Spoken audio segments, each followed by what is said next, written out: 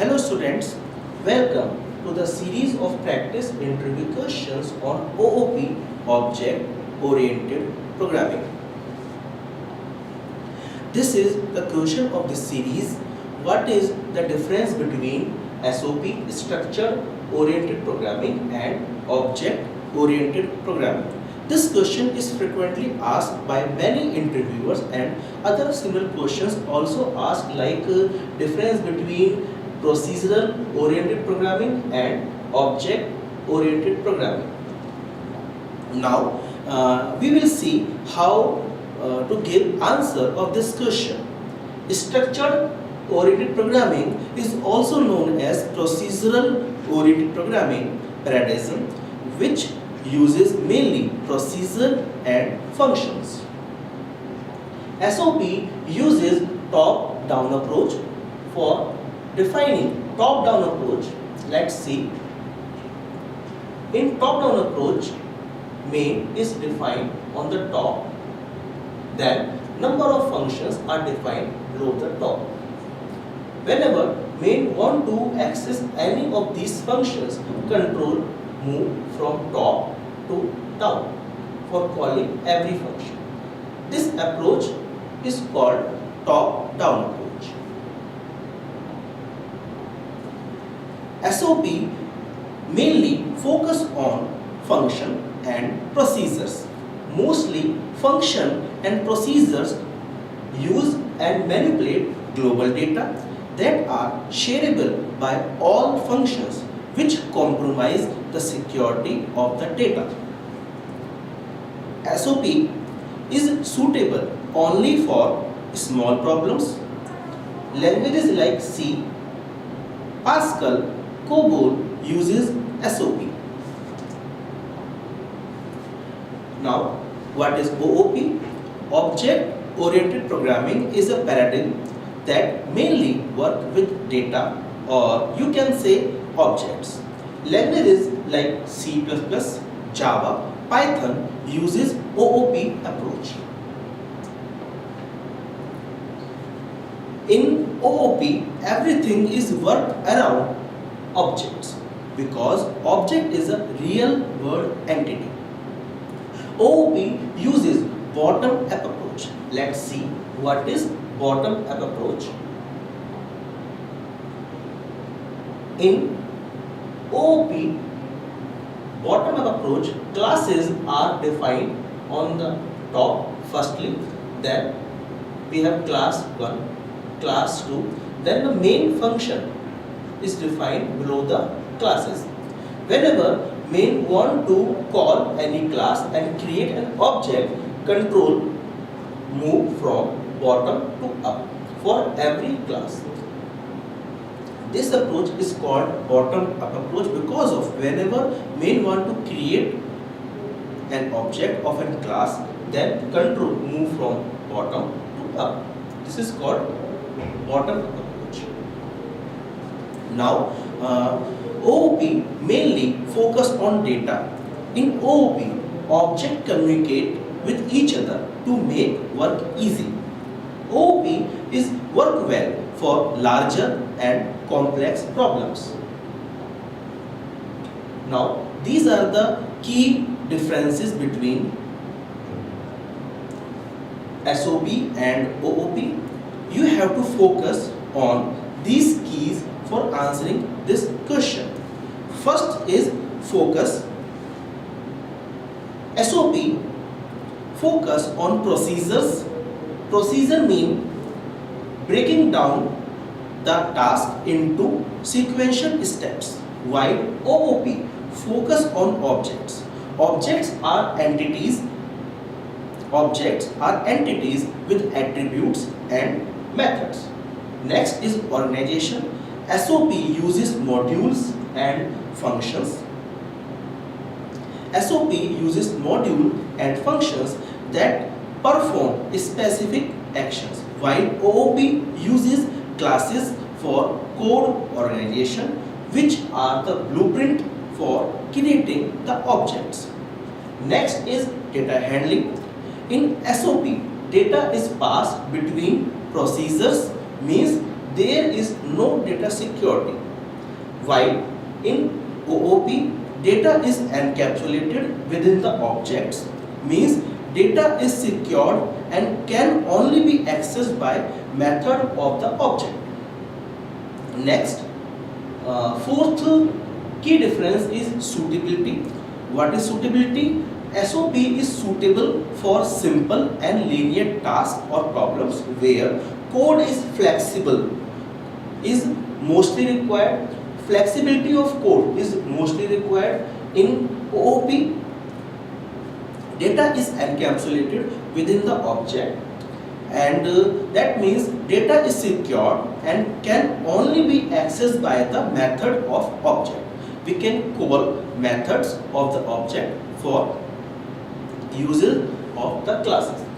Then languages like C, Pascal, COBOL uses the SOP approach, while Java uses C++, Python like languages uses the POP. This is the answer of our question. Now we are moving to our next question, that is, what is the definition of object oriented programming, OOP, and what are the benefits of using OOP? For give this question, you have to follow these simple steps like object oriented programming is a paradigm that is based on objects. Object contain both data and action which perform on the data. Objects contain data in the form of field or attributes and actions in the form of methods.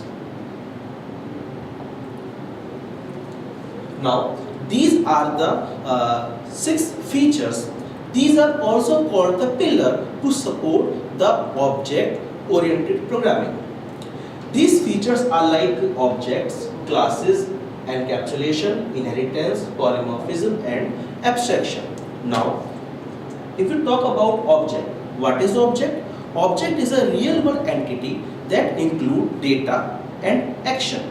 For example, a person object have name and age and walk and drive as methods. Means a person object can have name and age as its attributes and walk and drive as its methods. As class, what is class? Class is a blueprint for creating the objects. A person class define the common attributes and behavior for all person objects, meaning all person objects share the common features of the person class. Now, what is data encapsulation? Encapsulation means the wrapping of data and method into one unit. It uses the access specifiers like private, protected, public to make control and give access of data via method to the outside of the particular unit. Okay? Now, inheritance. What is inheritance? It allows create new classes by inheriting predefined parent classes to promote code reusability. Like interfaces are predefined and we can inherit and use them to our user defined classes. Okay. Next is polymorphism feature. What is polymorphism? One name, multiple use, or you can say multiple forms. In this one interface use different purpose. For example, we can use one login window to access multiple dashboards with the different roles. Like we create a login control, and for the different like admin role, if admin login via the login control, then it open a different dashboard. For user, it create open a different dashboard. Then for a single login window, you can redirect to different login dashboard windows. Okay. Now, next is abstraction. What is abstraction? Showing the main feature without showing the background detail is called abstraction. It hides the complex implementation details that are no use for the end users. Now, we will move to the benefits of using OOP. There are number of benefits of using OOP. Those are modularity, reusability, maintainability, scalability and security. First, but if interviewer are expecting more from you, you can give some brief of these features.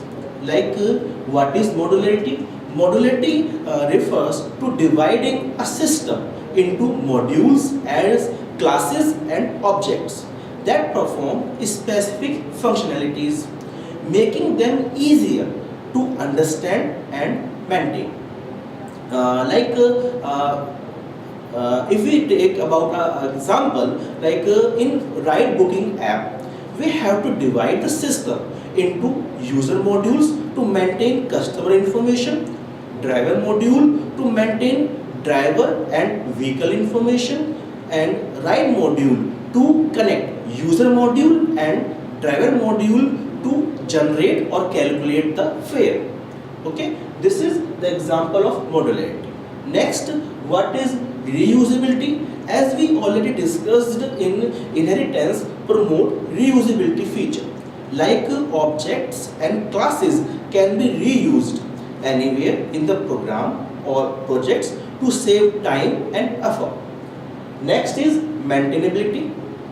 By OOP, modular structure, it is easy to update and modify the part of a system without affecting the other part of the system. Next, benefit is scalability. What is scalability? Scalability means building efficient system that allow for easy expansion of system without affecting the overall architecture. It means our system can accessed by one user or 5,000 user, or you can say 10,000 users without problem, meaning it can scale any number of users. We can use one more example, if we are building an online payment system that initially supports only card payments like debit card or credit card, but later you want to scale it to a support UPI, net banking or any other payment system without rewriting the whole system. Okay. Now last is security. In security,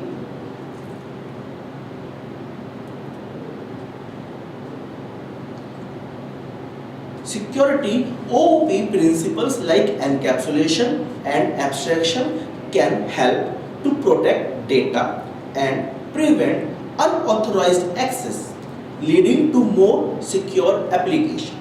By this, you can prepare your answer for this question. Thank you.